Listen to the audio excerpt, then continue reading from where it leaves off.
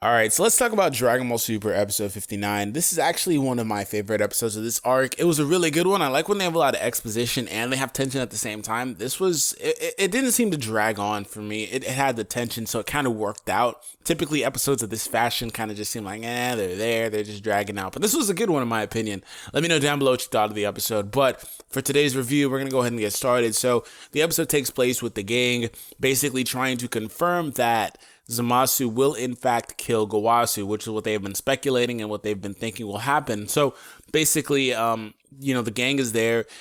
They're knocking around Goku because he can't seem to shut up. They're basically putting up a front. They're like, oh yeah, we just came because Goku wanted to fight, which is obviously not true. We know that.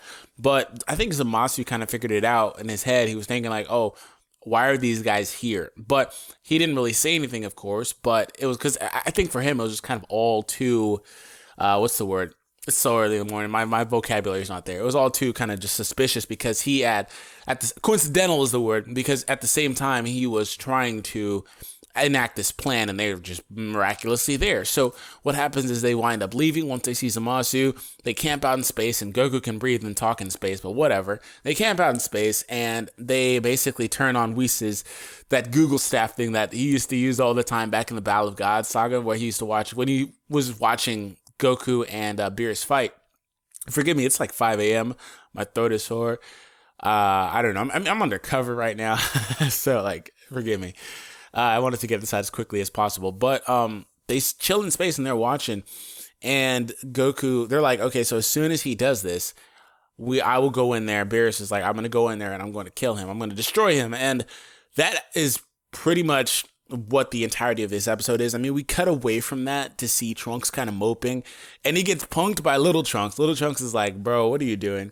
I need you to get up, stop being such a pansy, and get into the action, man. And he's like, hey, if you're me, he was just trying to cheer him up. He was just cheering him up. But I just thought it was awesome seeing Little Trunks interact with Big Trunks and try to punk him. Like, hey, come fight me. He even goes Super Saiyan, come fight me. Like, you can't fight this guy. This guy's scaling is all over the place. You can't fight this guy. I don't care what BS explanations they make for Trunks' training and how strong he is. That guy's scaling is all over the place. But, Little Trunks doesn't mind. He wants to go fight him, and he goes and he even flies and socks him in the face. And all the while, Pilaf, Shu, and Mai are there once again. They're just there all the damn time. This show cannot seem to not put them in the episode for some reason. It's like they find contrived ways to put those characters in these shows at this point, because they're basically eavesdropping on Trunks, and just Mai's feeling bad for him because Trunks is feeling bad because he basically ran away, even though he didn't do it on purpose. They forced him into there, but I suppose he could have got out, right? But he left Mai in the future once again, and he feels bad about that. I mean, like, I know that's gotta hurt, being like a man and whatnot, leaving your girl like that. That probably was really tough to do. So, he left her and she's just chilling back there in the future. So obviously he's really worried about her, knowing that those guys are over there. And we actually cut to Zamasu and Black chilling in the future at some like cabin, like at a house or whatever. It seemed like in the middle of wilderness. So they're just chilling. Zamasu's drinking tea. And I'm like, oh, okay, these guys are just having a good time. And this is where we get into some interesting dialogue. I'm not going to feed too much into it because these were speed subs. I need the better version of subs to really understand this, because they have little grammatical errors where they're like they instead of them and stuff like that. So I know that these were rushed. Basically, they talk and Zamasu says, hey, you're like me. Isn't it nice to have an immortal body? Which I think that's the first time we got a hint at Goku Black being immortal as well. We never knew that. As far as I can recall. And that's when Goku Black is like, hey, I want to kill Goku. And Zamasu's like, you need the fodder to be able to get stronger, basically. He's like, you don't want to kill him because he's your fodder. He's basically saying that Goku's there to help Black further his own development. So that's an interesting concept, right? Like, I really am to the point where, like, bro, if the show doesn't tell me who Zamasu and Black are, like, at the same time, their interaction, all that, I'm kind of done. But I'm just playing because I'm really not done. And I think next week, actually, we finally will find out who the hell Black is. Whether he's a clone of Goku, if that's Goku's body, if, like, Geekdom theorized that's another Zamasu in that timeline inside of Goku's body, whatever the case is, we'll find out. But I thought it was interesting that Zamasu himself pointed out that it's ironic that to enact his hero extermination plan, you guys get the reference, but human eradication plan, whatever you want to call it, the zero mortal, zero humans. I think Geekdom calls it zero mortals or whatever. To enact his plan, he needs the body of a mortal, Goku. So that's interesting as well. They cut away from that though, and they get back to Beerus and them just kind of camping out in space, waiting to see what happens. And at this point, stuff is finally starting to heat up. Zamasu walks over to sit beside Gowasu, who is eating the tea and the drinks drinking the drink that, eating the tea, eating the sweets and drinking the tea that Whis left him before he left. Zamasu stands beside him and basically gets his blade around his arm and, he's about to chop him. In fact, he does. They don't show anything. Obviously, I mean, they could have, but I'm assuming that he either stabbed him in the back or hacked his head off. I'm hoping he didn't hack his head off. But at that point, Goku's like, oh, Whis, he's going to do it. And I knew they were going to just sit there and watch it happen, which is what they did, but they did a temporal do-over and stopped him instantly. So as soon as he was about to do it, Whis puts on this like key nullifying mitten on him and he pounds the back of Gowasu's head, but obviously it didn't knock him off. So at that point, Gowasu's like, are you using those to like give me a massage? And my voice again.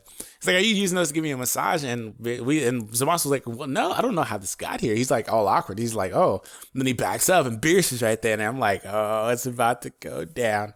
And Beerus is like, oh, that's unfortunate. And he explains the whole situation. He and the Supreme Kai explain the whole situation to Gowasu. And then Goku explains that they know about this because they fought them in the future. And at this point, he's like, okay, well, my plan worked out. He was about to hack Goku. I don't think it would have killed him. I think Goku would have been able to defend himself and saw that coming. But Beerus jumps in, twists his hand, cancels his ki. He's like, don't get too cocky. And he just eradicates him to nothingness. He didn't even like shoot an attack. He just said destroy. He just eradicated him. And I'm like, bro. If this isn't the most savage Beerus moment in the entirety of this series, because Beerus, if you guys don't recall, this is why I say you need to rewatch the Battle of God Saga. Beerus had a lot of savage moments like that in Battle of God Saga of the show, but not in the movie. Like in the first couple episodes, he's sitting there just destroying planets and stuff, just chilling. So that was a really, really welcome sight, seeing Beerus do that. I really did enjoy that. He destroys Zamasu. That is it for him. Now, they didn't want to just destroy him because he's a Kaioshin. They had to kind of wait to get proof, but they did it. I'm just like, wow. He was like, Gowasu was like, aren't you a Kaioshin? He was like, no, I'm not a Kaioshin. I'm just enacting God's justice. And I'm like, this guy, he really does think he's like Yagami, doesn't he? Oh, man. So basically from there, they cut back. Beerus explains that the future should be safe because when you destroy a god, there's no way that time and space can replicate that, basically, meaning that it's not the same thing with when you destroy a mortal and they'll still be alive in the other timeline. What Beerus says is that if you destroy a god, a Kaioshin, anybody, that change will flutter throughout every timeline. There's no way that it can sustain, which actually, in my opinion, well, no, never mind. I'm going to say that because that's not true. Basically, that's going to destroy them. So, I mean, we know that that's not going to end the series. If you saw the freaking next episode trailer, that's not the end of the arc, excuse me. So let me know your thoughts on this episode. Once again, like I said, I really, really did enjoy this episode. It was a really fun episode. I will say that. I don't really have any nitpicks here this week. Really, I mean, the art was solid. I mean, it did what it needed to do. There was not that many funny, wacky moments in there. The Pilaf gang was short and sweet. They were like a couple minutes. Sometimes they come in and it just seems like they're there to tension kill. They didn't really tension kill. They were just kind of like, they were a little funny, like, oh, my trunks. And they're crying. I don't really have much nitpicks. I think that this whole episode worked out pretty well.